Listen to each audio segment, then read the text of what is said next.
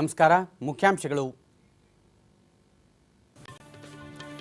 ಅಸ್ಸಾಂ, ಆಂಧ್ರಪ್ರದೇಶ ಮತ್ತು ಒಡಿಶಾಗೆ 3 ದಿನಗಳ ಭೇಟಿಗಾಗಿ ಪ್ರಧಾನಿ ನರೇಂದ್ರ ಮೋದಿ ಇಂದು ದಿಬ್ರುಗಢ್ಗೆ ಪ್ರಯಾಣ, ವಿವಿಧ ಕಾರ್ಯಕ್ರಮಗಳಲ್ಲಿ ಭಾಗಿ.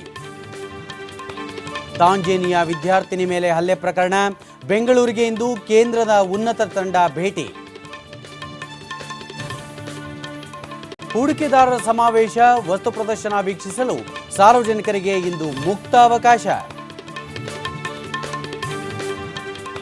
ಬೆಂಗಳೂರು ಅಂತಾರಾಷ್ಟ್ರೀಯ ಸಿನಿಮೋತ್ಸವದ 8ನೇ ಆವೃತ್ತಿಗೆ ಸಾಂಸ್ಕೃತಿಕ ನಗರಿ ಮೈಸೂರಿನಲ್ಲಿ ಇಂದು ತೆರೆ. ವಾರ್ತೆಗಳ ವಿವರ. ಪ್ರಧಾನಿ ನರೇಂದ್ರ ಮೋದಿ ಅಸ್ಸಾಂ, ಆಂಧ್ರಪ್ರದೇಶ ಹಾಗೂ ಒಡಿಶಾಗೆ ತಮ್ಮ 3 ದಿನಗಳ ಪ್ರವಾಸವನ್ನು ಇಂದು ಆರಂಭಿಸಲಿದ್ದಾರೆ. ಇಂದು ಅಸ್ಸಾಂನ ದಿಬ್ರುಗಢ ತಲುಪಲಿರುವ ಪ್ರಧಾನಿ ಲೆಪೆಟ್ಕಟಾದಲ್ಲಿ ಈಶಾನ್ಯ ಭಾರತದ ಪ್ರಪ್ರಥಮ ಪೆಟ್ರೋ ರಾಸಾಯನಿಕ ಯೋಜನೆ Brahmaputra Crocker and polymer limited ಉದ್ಘಾಟಿಸಲಿದ್ದಾರೆ. ಅಸ್ಸಾಂನ ದಿಬ್ರುಗಢ ಸಮೀಪದ ಮೋರನಲ್ಲಿ ಚಹಾ ತೋಟದ ಕಾರ್ಮಿಕರನ್ನು ಉದ್ದೇಶಿಸಿ ಪ್ರಧಾನಿ ಭಾಷಣ ಮಾಡಲಿದ್ದಾರೆ. ಬಳಿಕ ಇಂದು ಗೌಹಾಟಿಯಲ್ಲಿ ಆರಂಭವಾಗಲಿರುವ 12ನೇ ದಕ್ಷಿಣ ಏಷ್ಯಾ ಕ್ರೀಡಾಕೂಟಕ್ಕೆ ಪ್ರಧಾನಿ ನರೇಂದ್ರ ಮೋದಿ ಚಾಲನೆ ನೀಡುವರು. ಆಫ್ಘಾನಿಸ್ತಾನ, ಬಾಂಗ್ಲಾದೇಶ, ಭೂತಾನ್, ನೇಪಾಳ, ಪಾಕಿಸ್ತಾನ ಹಾಗೂ ಶ್ರೀಲಂಕಾದ ಸುಮಾರು 4,000 ಕ್ರೀಡಾಪಟುಗಳು ಕೂಟದಲ್ಲಿ ಪಾಲ್ಗೊಳ್ಳಲಿದ್ದಾರೆ. 23 ಕ್ರೀಡಾ ಪ್ರಕಾರಗಳ 228 ವಿಭಾಗಗಳಲ್ಲಿ ಸ್ಪರ್ಧೆ ನಡೆಯಲಿದೆ. ಇಂದಿನಿಂದ 16ರವರೆಗೆ ಗೌಹಾಟಿ ಹಾಗೂ ಶಿಲಾಂಗ್ನಲ್ಲಿ ನಡೆಯಲಿರುವ ಕ್ರೀಡಾಕೂಟಕ್ಕೆ ಸಕಲ ಸಿದ್ಧತೆ ಮಾಡಲಾಗಿದೆ. ಫೆಬ್ರವರಿ 6ರಂದು ಪ್ರಧಾನಿ ವಿಶಾಖಪಟ್ಟಣಂ ಕರಾವಳಿಯಲ್ಲಿ ಅಂತಾರಾಷ್ಟ್ರೀಯ ಸೇನಾ ಪ್ರದರ್ಶನವನ್ನು ವೀಕ್ಷಿಸಲಿದ್ದು, 7ರಂದು ಒಡಿಶಾದ ಭುವನೇಶ್ವರದಲ್ಲಿ ರಾಷ್ಟ್ರೀಯ ವಿಜ್ಞಾನ ಶಿಕ್ಷಣ ಮತ್ತು ಸಂಶೋಧನೆ ಸಂಸ್ಥೆಯನ್ನು ಲೋಕಾರ್ಪಣೆ ಮಾಡುವರು. ದೇಶದ ಅತಿ ಎತ್ತರದ ಸಮರಭೂಮಿ ಸಿಯಾಚಿನ್ನಲ್ಲಿ ಕಳೆದ ಬುಧವಾರ ಹಿಮಪ್ರಪಾತಕ್ಕೆ ಸಿಲುಕಿದ್ದ ಯೋಧರು ಹುತಾತ್ಮರಾಗಿದ್ದಾರೆ. ಯೋಧರನ್ನು ರಕ್ಷಿಸಲು ಕೈಗೊಂಡ ಎಲ್ಲ ಕ್ರಮಗಳು ವಿಫಲಗೊಂಡವು. ಸಿಯಾಚಿನ್ ನೀರ್ಗಲ್ಲು ಪ್ರದೇಶದಲ್ಲಿ ಗಡಿ ರಕ್ಷಣೆ ಮಾಡುತ್ತಿದ್ದ ಸೇನೆಯ 10 ಮಂದಿ ಯೋಧರ ವೀರಮರಣಕ್ಕೆ ಪ್ರಧಾನಿ ನರೇಂದ್ರ ಮೋದಿ ತಮ್ಮ ತೀವ್ರ ಸಂತಾಪ ವ್ಯಕ್ತಪಡಿಸಿದ್ದಾರೆ. ದೇಶದ ಗಡಿ ರಕ್ಷಣೆಯಲ್ಲಿ ಪ್ರಾಣತ್ಯಾಗ ಮಾಡಿದ ವೀರ ಯೋಧರಿಗೆ ನಮ್ಮ ನಮನಗಳು ಎಂದು ಸಂದೇಶದಲ್ಲಿ ಪ್ರಧಾನಿ ತಿಳಿಸಿದ್ದಾರೆ.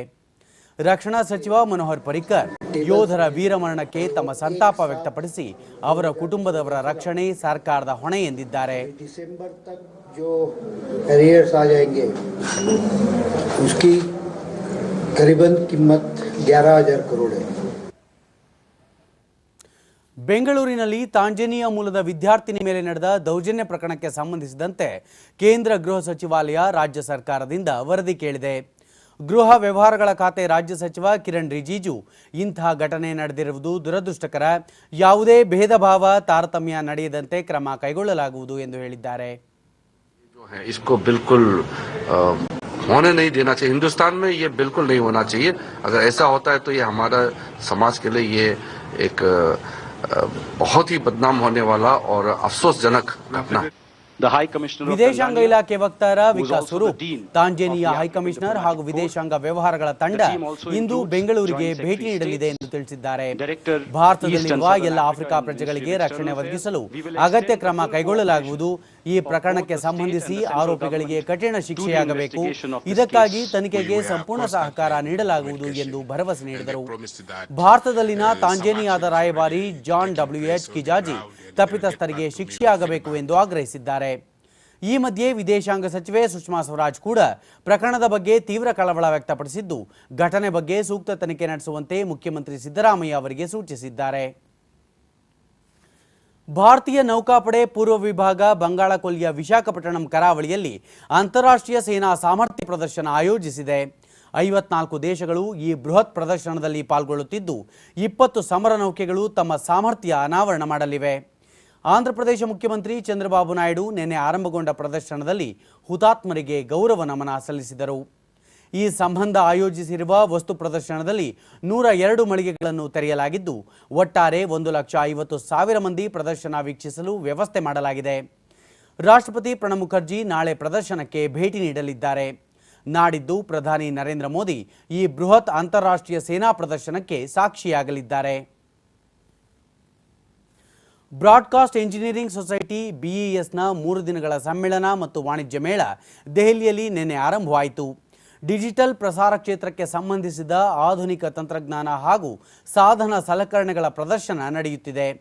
ಈ ಪ್ರದರ್ಶನಕ್ಕೆ ಕೇಂದ್ರ ವಾರ್ತಾ ಮತ್ತು ಪ್ರಸಾರ ಖಾತೆ ರಾಜ್ಯ ಸಚಿವ ರಾಜ್ಯವರ್ಧನ್ ಸಿಂಗ್ ರಾಥೋಡ್ ಚಾಲನೆ ನೀಡಿದರು. ರೇಡಿಯೋ ಪ್ರಸಾರ ಸೇವೆಯಲ್ಲಿ ಸುದೀರ್ಘ ಇತಿಹಾಸವನ್ನು ಹೊಂದಿದ್ದೇವೆ, ಮುಂದೆಯೂ ಪ್ರೇಕ್ಷಕರ ವಿಶ್ವಾಸವನ್ನು ಉಳಿಸಿಕೊಳ್ಳಲಾಗುವುದು ಎಂದರು.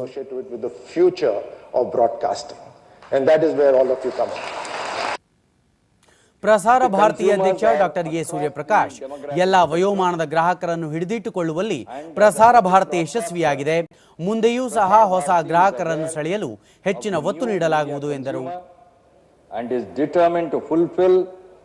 Its core responsibilities that has been given to it by Parliament in the new environment. We are now a platform. Prasar Bharati ಮುಖ್ಯ ಕಾರ್ಯನಿರ್ವಹಣಾಧಿಕಾರಿ ಜವಹರ್ ಸರ್ಕಾರ್ ಪ್ರಸಾರ ಭಾರತಿ 65 ಚಾನೆಲ್ಗಳನ್ನು ಹೊಂದಿದ್ದು ದೇಶದ 20 ದಶಲಕ್ಷಕ್ಕೂ ಅಧಿಕ ಜನರಿಗೆ ಪ್ರತಿನಿತ್ಯ ಮಾಹಿತಿ ಮನರಂಜನೆ ಒದಗಿಸುತ್ತಿದೆ ಎಂದರು.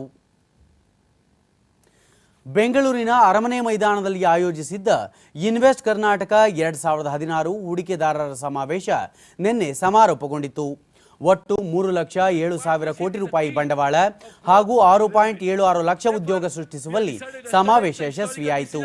ರೈಲ್ವೆ ಸಚಿವ ಸುರೇಶ್ ಪ್ರಭು ಸಮಾವೇಶದಲ್ಲಿ ಕರ್ನಾಟಕ ಹೂಡಿಕೆಗೆ ಪ್ರಶಸ್ತ ತಾಣವಾಗಿದ್ದು ವಿಶ್ವದಲ್ಲೇ ಬೆಂಗಳೂರು ತಂತ್ರಜ್ಞಾನದ ರಾಜಧಾನಿಯಾಗಿದೆ, ಮಾನವ ಸಂಪನ್ಮೂಲ ಬಂಡವಾಳ ಕರ್ನಾಟಕದ ಬಹುದೊಡ್ಡ ಸಂಪತ್ತಾಗಿದೆ ಎಂದು ಬಣ್ಣಿಸಿದರು. ಕೇಂದ್ರ ಕಾನೂನು ಸಚಿವ ಡಿ.ವಿ. ಸದಾನಂದಗೌಡ ಕೌಶಲ್ಯಯುತ ಯುವಜನತೆ ಕರ್ನಾಟಕದ ದೊಡ್ಡ ಶಕ್ತಿ, ವಾಣಿಜ್ಯ ವಿವಾದಗಳನ್ನು ಶೀಘ್ರ ಇತ್ಯರ್ಥಗೊಳಿಸಲು ಕೇಂದ್ರ ಕಾನೂನು ಇಲಾಖೆ ಕೆಲವೊಂದು ಕಾನೂನುಗಳಿಗೆ ತಿದ್ದುಪಡಿ ತಂದಿದೆ ಎಂದು ತಿಳಿಸಿದರು.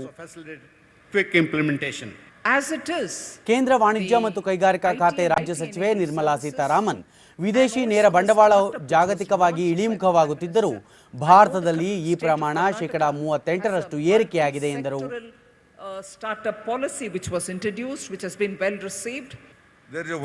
ಕೇಂದ್ರ ಭಾರಿ ಕೈಗಾರಿಕೆ ಹಾಗೂ ಸಾರ್ವಜನಿಕ ಉದ್ದಿಮೆ ಖಾತೆ ರಾಜ್ಯ ಸಚಿವ ಜಿಎಂ ಸಿದ್ದೇಶ್ವರ್ ತುಮಕೂರಿನಲ್ಲಿ 125 ಕೋಟಿ ರೂಪಾಯಿ ವೆಚ್ಚದಲ್ಲಿ ಮೆಷಿನ್ ಟೂಲ್ ಪಾರ್ಕ್ ಸ್ಥಾಪನೆಗೆ ಇಲಾಖೆಯಿಂದ ಅನುಮೋದನೆ ನೀಡಲಾಗಿದೆ. ರಾಜ್ಯ ಸರ್ಕಾರ 500 ಎಕರೆ ಜಾಗ ನೀಡಿದೆ, ಇದರಿಂದ ಲಕ್ಷಗಟ್ಟಲೆ ಉದ್ಯೋಗ ಸೃಷ್ಟಿಯಾಗಲಿದೆ ಎಂದರು.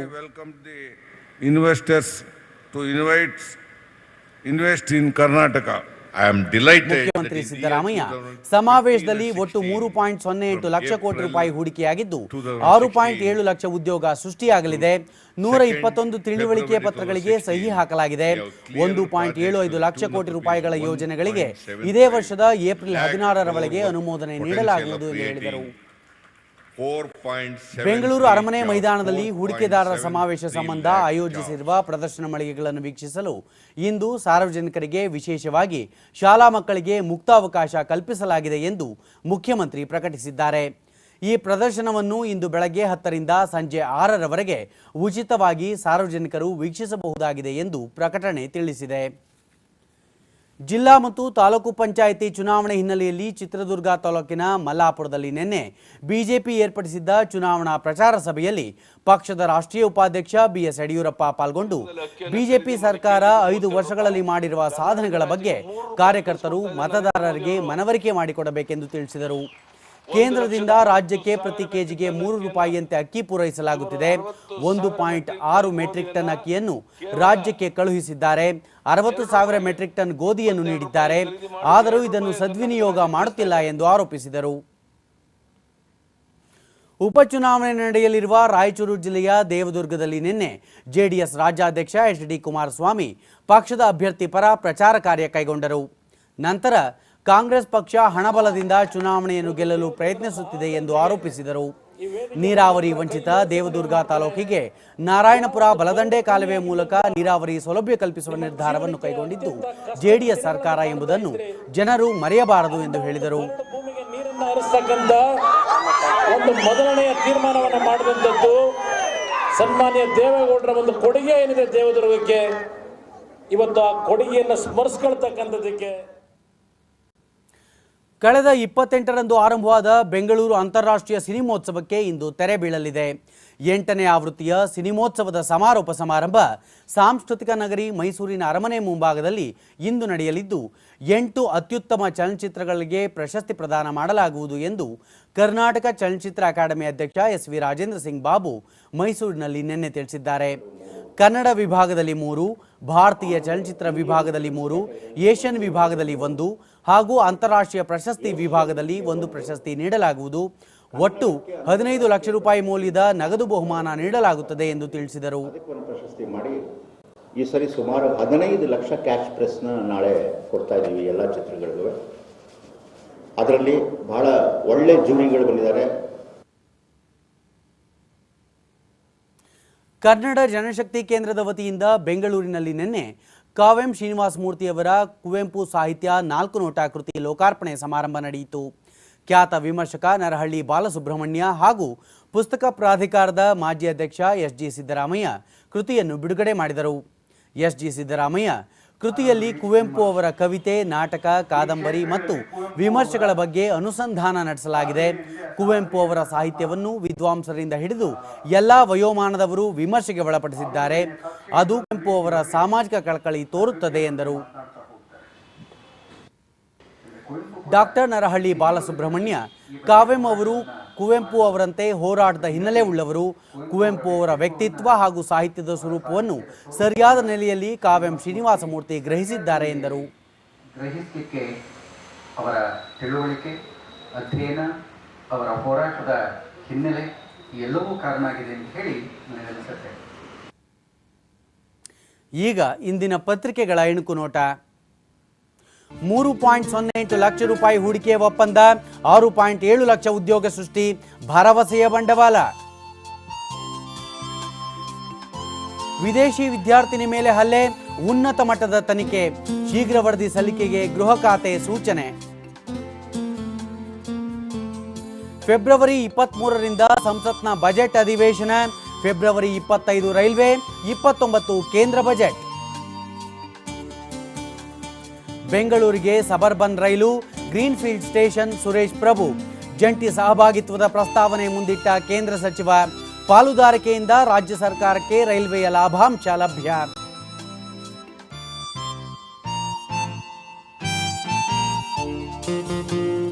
ಹಿಮಪಾತದಲ್ಲಿ ಯೋಧರ ಸಾವು, ರಕ್ಷಣಾ ಇಲಾಖೆಯಿಂದ ಘೋಷಣೆ, ಪ್ರಧಾನಿ ಸಂತಾಪ.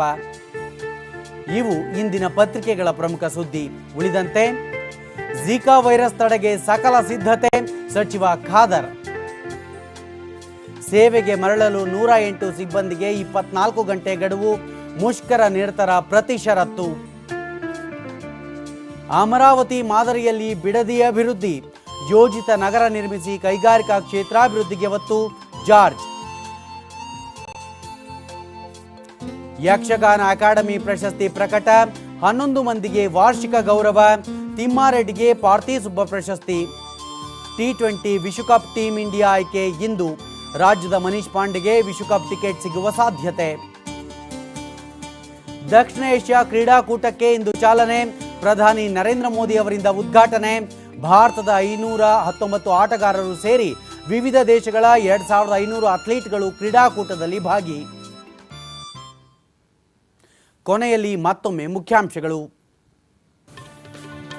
ಅಸ್ಸಾಂ, ಆಂಧ್ರಪ್ರದೇಶ ಮತ್ತು ಒಡಿಶಾಗೆ 3 ದಿನಗಳ ಭೇಟಿಗಾಗಿ ಪ್ರಧಾನಿ ನರೇಂದ್ರ ಮೋದಿ ಇಂದು ದಿಬ್ರುಗಢ್ಗೆ ಪ್ರಯಾಣ, ವಿವಿಧ ಕಾರ್ಯಕ್ರಮಗಳಲ್ಲಿ ಭಾಗಿ.